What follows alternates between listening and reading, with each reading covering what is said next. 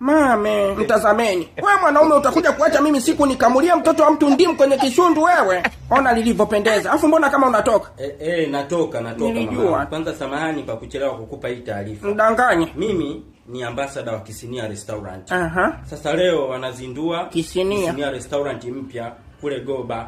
Kwa nini leo vile? Nilisikia hiyo. Kumbe unafahamu hiyo? Hiyo nafahamu ila sina uhakika kama ni leo. Sasa mimi nimealikwa pale. Ambassador hilo. Kwa hiyo mnakesha leo? Wanakesha hadi asubuhi, lakini mimi sidhani kama nitakesha, nitawahi kurudi. Hata ukikesha tu mbona shega? Ili mradi tu uje na ndimu na Kisinia. Kisinia? Nitakuletea. Sawa. Dawa ya malaya ni ndogo sana. Nasoro.